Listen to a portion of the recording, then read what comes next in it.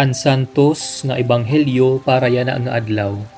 Enero 7, tuig 2026.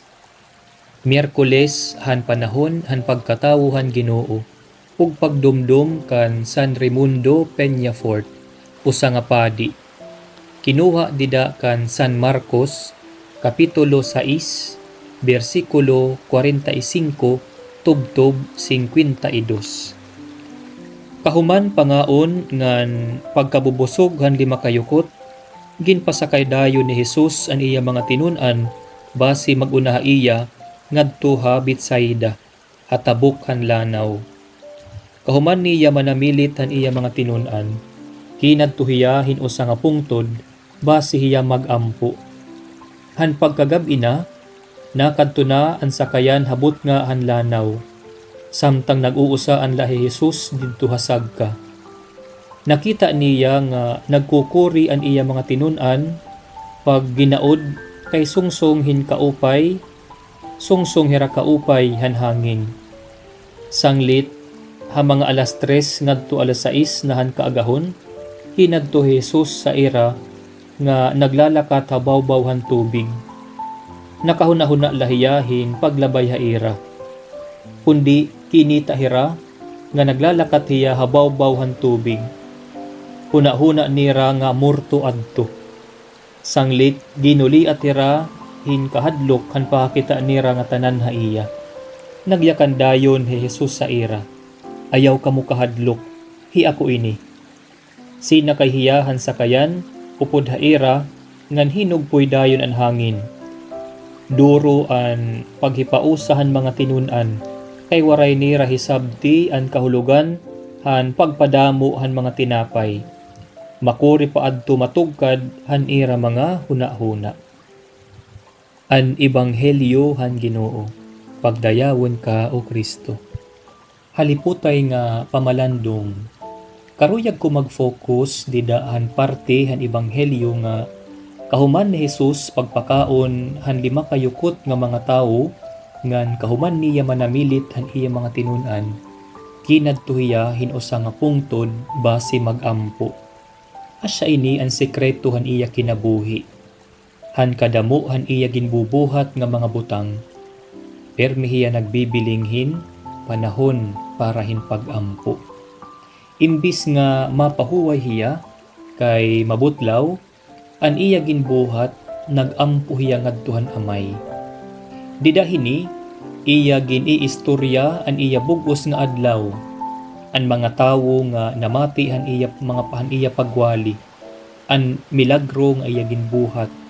Ngan an iya paglaom nga dahan mga apostoles nga hinay-hinay nga nagtutubo. Sanglit, sugad nala kasuo kay Jesus ngadtuhan amay. Hikita, kung nati kadamo iton aton kinalilibangan, kinahanglan mas nati kahalaba liwat iton aton personal prayer time. Makaharadlok para hintawo nga nagbubuhatin apostolado nga diri nag-aampo kay busy hiya. Iton pag-ampo diri iniya trabaho. Iton pag-ampo usa nga pag-build up ngan usa nga experience hin pagkamay-adaan personal nga relationship ngadto hiton Ginoo. Pinaagi hini nahalarom iton aton relasyon sa Dios. Importante nga may ada naton sacred space nga kundiin hikitala iton aadto ngan iton Dios. It is in our sacred space with God that we are renewed and our sense of direction is realigned to Him.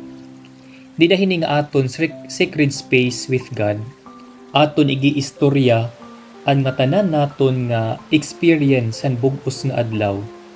Aton igsusumat ang mga kalipay, for example, or kaaringit, or mga kabaraka, or discouragement, or boredom, or perhaps an aton disbelief han mga tawo nga aton ginsiserbihan nandamula. Didahini, diri kita malutaw. Kundamo iton nakaka-recognize or na-upload hiton aton mga talento o skills o aram kung nagsisirbi kita hasing bahan.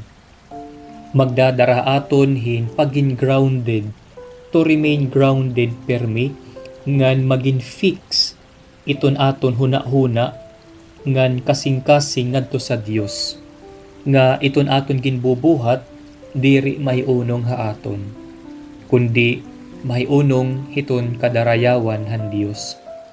Sanglit sugad nala ka importante iton pagkamayadaan personal time para hinpag-ampo. Nasiring hi Henry Nouwen, without silence, words lose their meaning. Without listening, speaking no longer heals. And without distance, closeness cannot cure. Nawawarayan pulos nga tanan, bisan iton aton mga mag-upay nga buhat, kundi ini natikang hiton aton halarom nga relasyon sa Dios. Amen.